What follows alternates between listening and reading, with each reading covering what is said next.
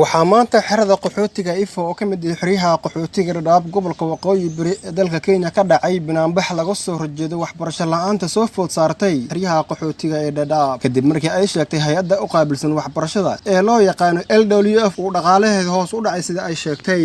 waxaana hoos loo dhigay tirada macallimiinta ee wax ka bari jirtay xiriyaha qaxootiga Dadaab 95% waana mid ku qasabtay in ardaydani iyo sidoo kale waalidiinta ay maanta u soo baxaan isla markaasna dhibaatadooda ay ka hadlaan waa Yacquub Maxamed Cabdi ka socda iskuulka Xalana Primary School maanta meeshan maxaan rabaa inaan ka hadlo baahi dheeraad oo soo heesay 18kii ilaa sanadka 2021 18ka ay nagu bilaabatay macallimiin la barjaraayo ilaa haddana heer laga soo gaarsiiyo 3 macallin baahi dheeraad kale ayadana waan qabnay coronavirus muddo 6 bilood ayaan xaafadaha joognay waxba maana baranaynin dad galas eedna waan ahaan waana ka sineen baahidaas Ifo iskuulaha ku yaalo dhan haddana hay'adihi samafalka maxay leeyihiin macallimiin ma hayno 3 macallin baa iskuulgal u heena marka baahi fara badan ayaan tabeena waxa ugu weyn meeshan loo degay maxaa waa waxbarashada iyo biyaha iyo caafimaadka qabta hadda meeshan u joogno waa 3 macallin kaliya above 1500 students ma u dhigi karaan 3 macallin bis iskuul waa maya marka waa sababta meeshan u joogno maanta waxa maanta meeshan keenay dhibaatana soo kicisay dab dhariga baa la yiri kulaylka maxaa ka keenay karka dabka kulaylkiisa ka keenay marka waxa weeyaan maati yar baan haysanaa caruur baan haysanaa haween baan nahay umulaan nahay curyaamaan nahay waxa maanta meeshan keenay waa dhibaatada nahaysa awgeed dhibaatadu waxay tahay waxa weeyaan waxbarasho la'aan daawo la'aan raashin la'aan wax kasta oo xuquuqda qaxootiga uu leeyahay baan haynin 2018 macallin yaras la bilaaway haddana 2021 kala tagay xataan taaganahay sida hadda aan 2021 hadda taaganahay xataan taaganahay hay'adda UNHCR waa hooyada qaxootiga faraha inaga qaaday waxaan codsanaynaa caalamul islaam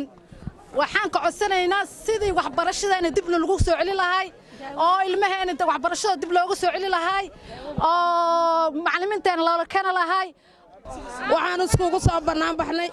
oo xerada Ifo banaanka UNHCR horteeda waxaan iskugu soo baxnay qaxootigii Ifo in aan ka hadalno dhibaatooyinka yaala xeryaha Ifo gaar ahaan xeryaha Dadaab xerada Ifo waa hooyadii qaxootiga 3 xero marka waxaan u baahnaa waxbarashadii ilmaha dhalinyarta wax baranay markay waxbarasho waayaan in waxa dhacaysa ay isdilaan ama ay ayaga naftigooda isdilaan oo dadka dilaan oo dadka ku kacaan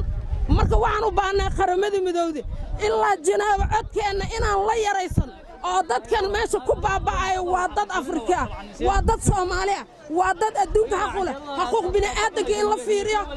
waxa ku xigtay oo ka sii dambeysay waxbarashadii 8 iskuul oo primary ah baa ka jiray meesha iskuuladii way xidhmeen ayagana hay'adii waxay dadka u sheegtay iskuuladii inay xidhan yihiin bimaana waxaan ka wadaa wax xidhan u dhigma 3,000 oo arday 3 macallin wax ma dhigi karto waxay u dhigi karaan ma jiraan waa hadalka oo cadi waxa weeye iskuuladii waa xidhan yihiin waay maxamed cabdi culuw iyo ruqiyo cali raage oo gudoomiyaasha guud ee xerada qaxootiga Ifo waxayna ka waramayaan dhibaatada ka jirta xiriyaha qaxootiga Dadaab waxayna codsadeen in gurmad la soo gaaro waana cabanaynaa waxaan ka cabanaynaa maxaan ku dhahay LWF hay'ad waaye ma rabno deeqda ay ka hesho doonaska iyo UNHCR in maarta iyada ay meesha ku isticmaasho ma rabno waxaan rabnaa inay macallimiin noogu soo qorto haddaysan noogu soo qori karin oo macallimiin aysan noo helaynin bulshada Ifo waxay ku tashatay in maaragtay ayaga iskuuladooda ay macallimiin u qortaan dawladda Kenya ay hoos tagaan 33 kalaas 35 kalaas meelahaas ka dhisan waxa loo sheegay 4 macallin waxa loo sheegay 6 macallin oo laba ay yihiin kuwa maamuliinta ahaa iyo 3 macallin oo dhigayso meeshaas caruurta waxa weeyo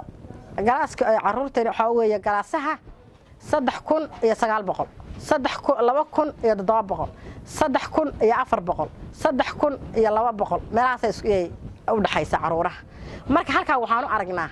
inay waxbarasho meesha ka jirin caruurta meesha isku laysa inay tahay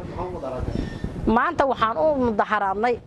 tasiilaadkii aan ka helayna UN inaan weyne waxaan caalamkan istusaynaa